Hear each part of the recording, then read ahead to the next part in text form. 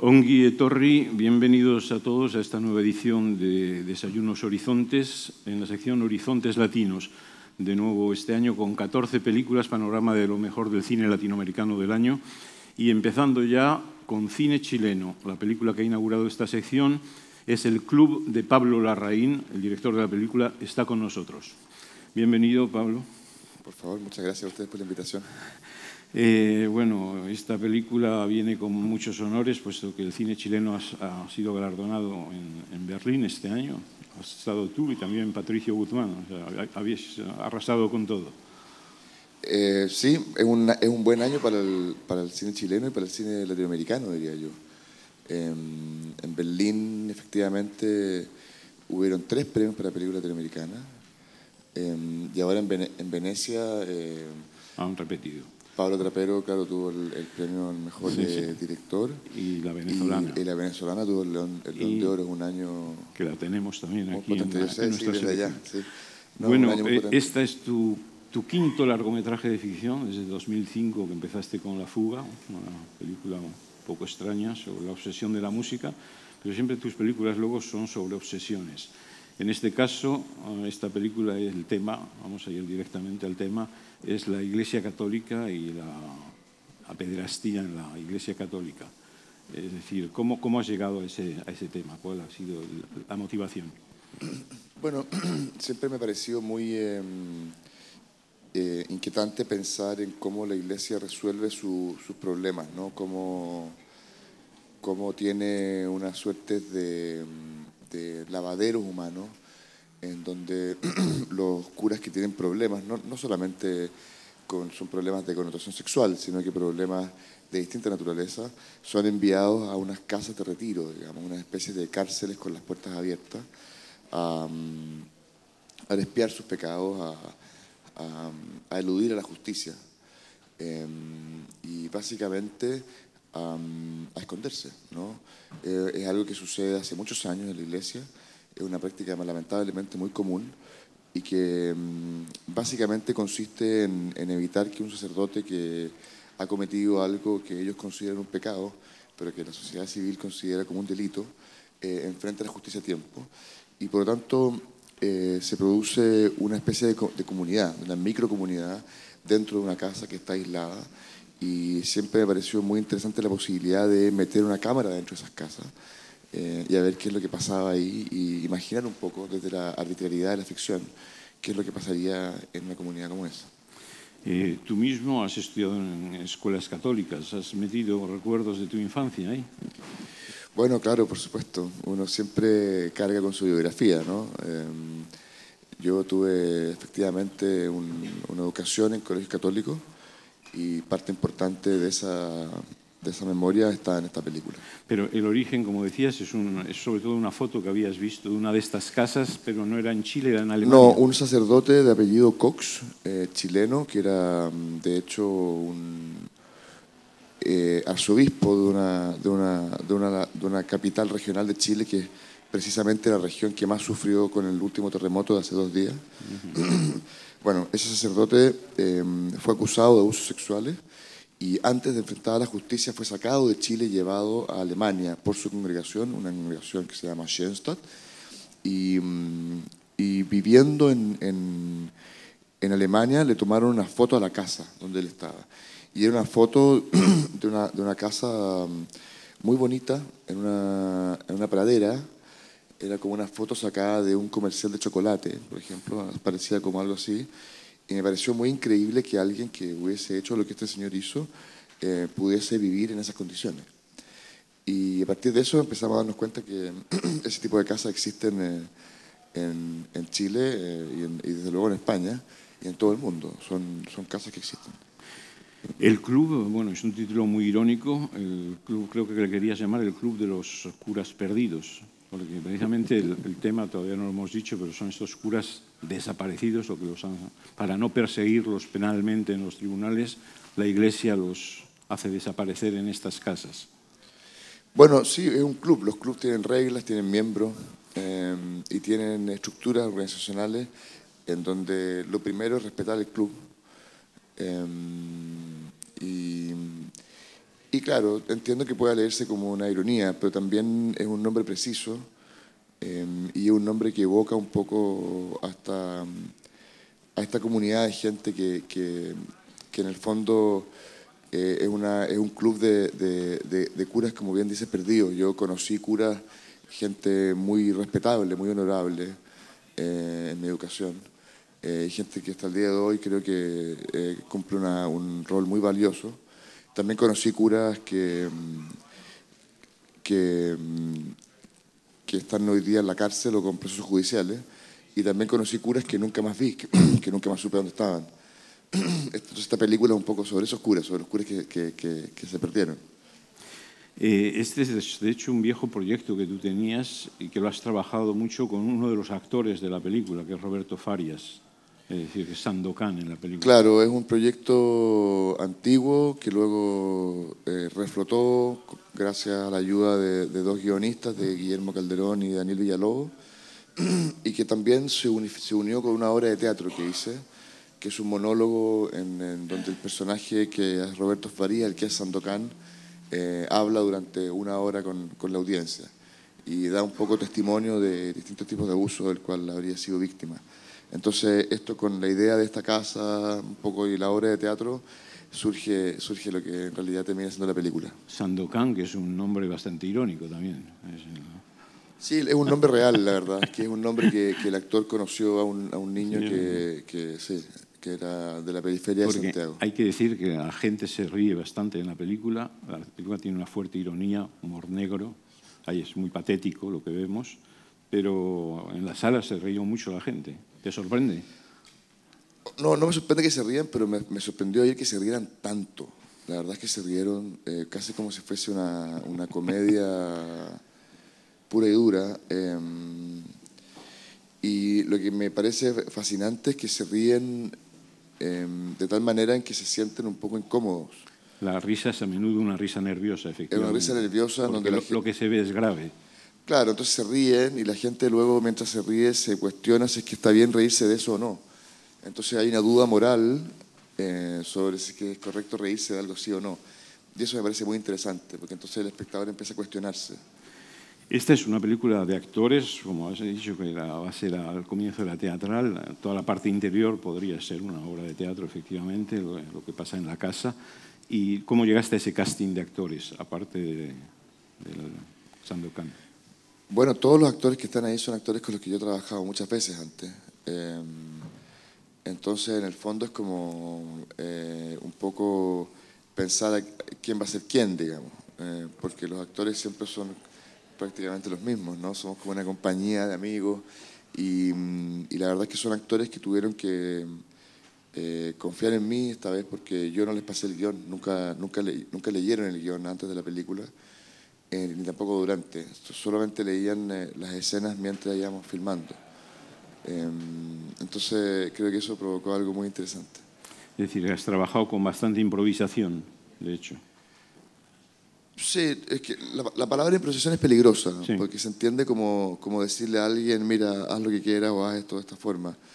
Lo hemos trabajado con un espacio en donde estábamos buscando distintas cosas y en donde teníamos también a nuestros guionistas trabajando incluso mientras filmábamos. Entonces fue una mecánica muy colectiva. Toda la película, el tratamiento que le has dado, hay que decir que yo la calificaría, no sé si te conviene el término, de thriller eclesiástico. Es decir, está hecha con mucho suspense y sobre todo la música está muy apoyada, ¿no?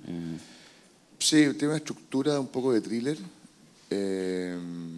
pero también, como dices, tú te ríes mucho, entonces es difícil ubicarla en un género. Lo que pasa también es que lamentablemente hoy día las películas sobre curas con problemas en general ya están casi siendo un subgénero, ¿no? Entonces, es más que un thriller, es una película sobre curas, que ya es casi como una especie de subgénero. De subgénero, claro. Sí, bueno. Los diálogos, en todo caso, tienen mucha ironía, hay que decir también, ¿no? Has trabajado mucho los diálogos, aunque puede que haya una parte improvisada, como dices, en el set cada día, pero les sí, dabas no, una buena base. Están trabajados y es una película que discutimos mucho cada detalle y desde luego cuál era su final. Y la verdad es que filmamos varios finales. No sabíamos cómo terminarla, así que filmamos más de uno y el que quedó el que nos parece el más correcto y el más redondo con la película. No lo vamos a revelar, pero yo diría que es un final muy buñueliano, porque tienen el peor de los castigos, finalmente. Pero no lo vamos a revelar, como usted ha dicho. Esperamos que la gente vaya a verla. En todo caso, tienes personajes, yo decía antes, muy patéticos. Quizás el personaje que menos se entiende, o al menos yo como espectador, es el del inquisidor, que es el detective de la película. Llega para investigar y llega con un objetivo muy concreto, aunque luego en el curso va a cambiar, su actitud va a cambiar. Lo que pasa es que él es un personaje que representa un poco a esta idea de la nueva iglesia, ¿no?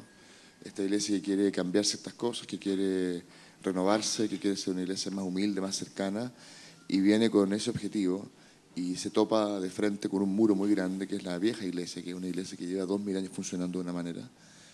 Y esa vieja iglesia no da su brazo a torcer. Entonces, es ahí donde quizás se produce la ruptura. No lo hemos dicho antes al empezar, pero en esta casa hay estos 4 curas, que luego son 5, viven con una monja, que es la que cuida de ellos, con una mujer. Y finalmente, entre estos personajes, el más perverso, el más diabólico, es el de la monja, ¿no? Bueno, pues usted sí lo piensa. Lo que pasa es, claro, lo que es interesante es que la monja, en apariencia, es un personaje que está ahí para cuidar a los otros, ¿no? Ella es un poco la custodia de esta pequeña cárcel, cuando en realidad te das tiempo que ella también está encerrada ahí porque no puede estar afuera. Es también un interno, una interna, ¿no? Eso es lo que me parece interesante. ¿Cómo vino la idea de los galgos en este guión? ¿Por qué las carreras de galgos? La verdad es que no estaba en el guión y cuando fuimos a ver el lugar donde íbamos a filmar la película, vimos que habían muchas carreras de galgo y nos pareció muy orgánico e interesante que estos curas tuvieran un galgo y le dio mucha fuerza a la película. Y lo divertido es que cuando empezamos a investigar un poco el mundo de los galgos, nos dimos cuenta que en el país del mundo donde más carreras de galgos hay es en España. Sí, y todos los sistemas de entrenamiento que tienen los curas los encontré en YouTube en sitios españoles. La única escena de explícita de sexo es una que hay con Sandokan. Si no, el horror, tu presupuesto, tus opciones es de no mostrarlo nunca. Es decir, lo escuchamos siempre en los diálogos. Yo pienso que al final cuando hay un cine que es muy explícito, a mí me parece menos interesante. Creo que cuando tú eres capaz de organizar ideas de tal forma que sea el espectador quien las completa en su cabeza a partir de su propia biografía y su propio imaginario, finalmente esa imagen es mucho más violenta de la que tú puedes hacer. Cuando tú le abres la puerta al espectador a sus propias perversiones, probablemente resulten imágenes mucho más evocativas y mucho más interesantes que las que tú puedas filmar. Porque esa imagen, al filmarla, la haces más clara y más nítida. Y la transformas en algo muy concreto y muy preciso. En cambio, si tú evocas eso, cada espectador arma una imagen privada y personal que finalmente es mucho más compleja que la que tú puedes armar. ¿Y por qué esa excepción, entonces, de la escena con Sandokan? Porque, bueno, primero que nada es una escena de sexo fallida, por lo tanto no es propiamente tal una escena de sexo. Tampoco es una escena de abuso, y las descripciones son de abuso. Pero es una escena que me pareció importante porque es el resultado de un cuerpo que ha sido abusado durante muchos años. Y ese cuerpo no puede sino tener ese tipo de sexualidad. Por eso es que creo que es importante que esté en la película. En la dirección de fotografía has optado por es en color, pero es un color muy gris, toda la película es como la atmósfera de la película. He dicho antes que era una película de actores, una película de atmósfera también, porque en ese pueblo pesquero vivimos en una atmósfera muy opresiva, tanto en la casa como en el exterior, ¿no? Y eso lo da la fotografía que has utilizado. ¿Cuál es esa? Es muy importante, creo yo, que el cine tenga una relación orgánica con su imagen. Por lo tanto, era muy importante para este tipo de película, para este relato, encontrar una narrativa visual que estuviese acorde con lo que estábamos contando. Y es una película de luz y de sombra, es una película de penumbra, y una película que intenta encontrar su identidad. Hoy día las cámaras están, a diferencia de cómo se filmaba antiguamente con negativo, hoy día las cámaras son todas iguales. Y la óptica es igual, y los CCDs con que se captura la imagen son iguales. Entonces es muy difícil que el cine tenga identidad. Hay una muy peligrosa homogeneidad en las películas hoy día, que antes no había. Entonces también es un intento de encontrar una identidad a esa película y a esa película con respecto a otras películas.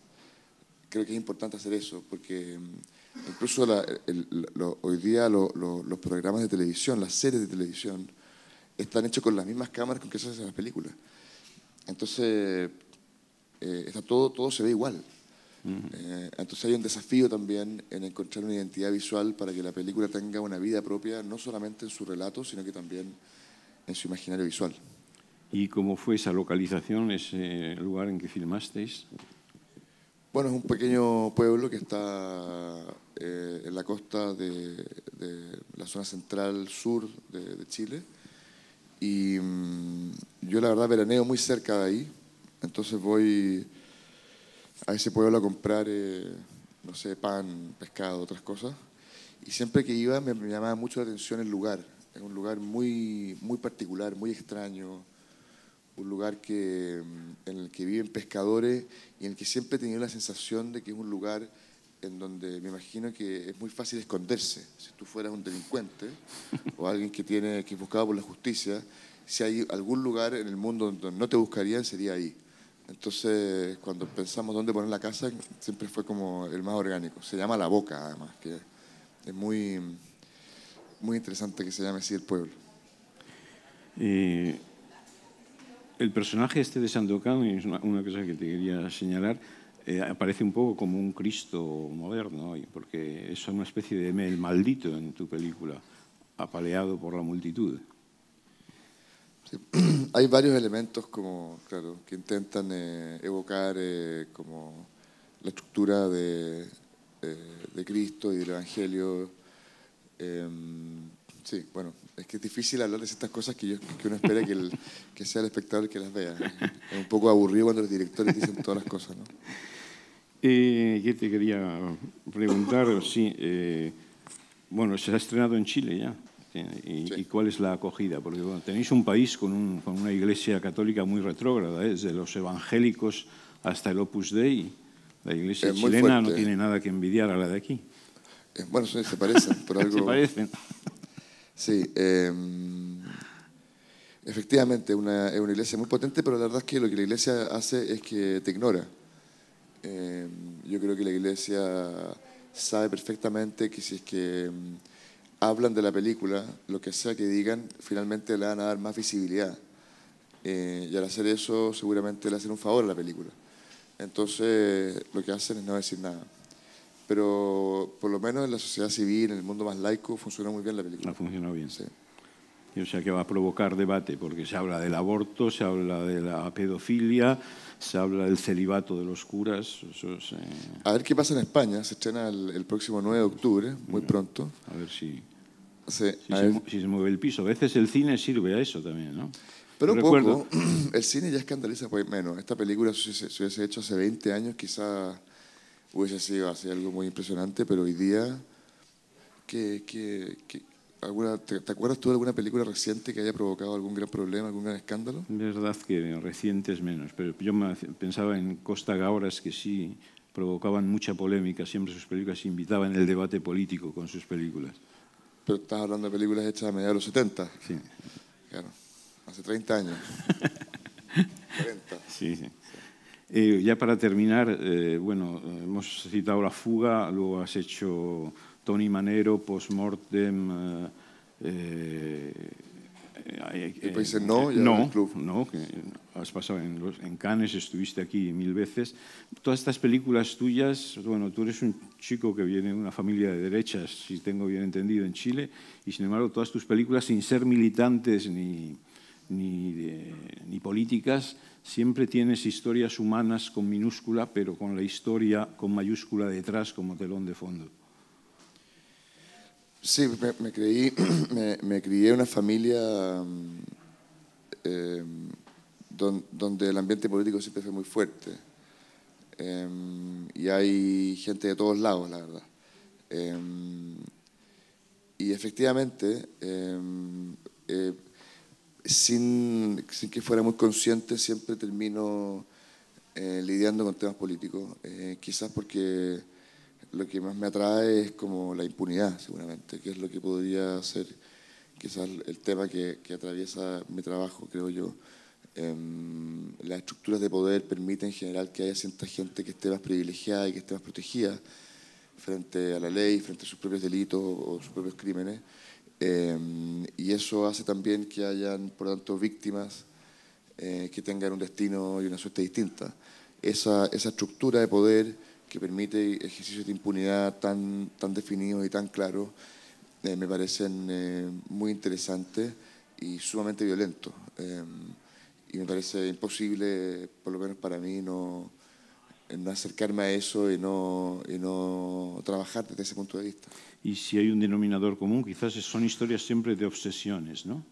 Hay siempre una obsesión. Sí, pero quizás el más obsesionado finalmente soy yo.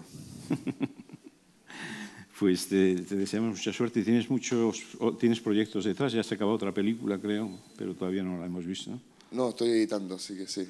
A ver cómo... ¿Se puede decir algo?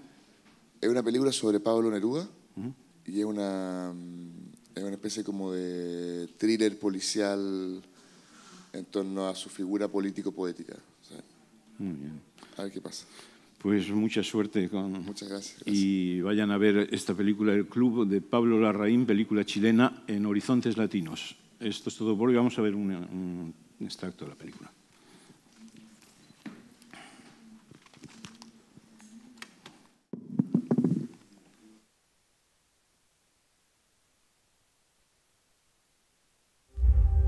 ¿Por qué no salen a conversar conmigo? Ah, de Matías Lascano. Estoy tocado por el Señor, así me decía. Le pedí al padre García que me acompañara. Él es director espiritual y tiene mucha experiencia en situaciones de crisis. Es un hombre muy preparado y muy hermoso.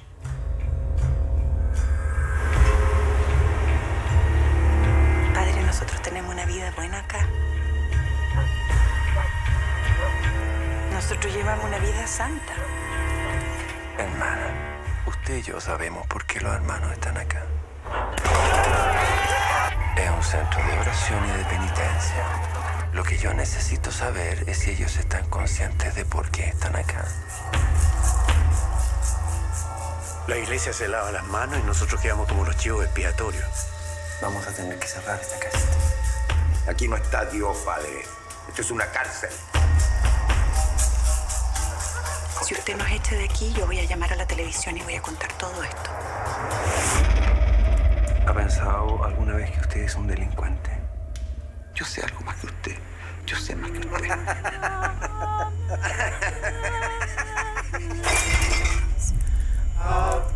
Y en este momento, para usted, la iglesia soy yo.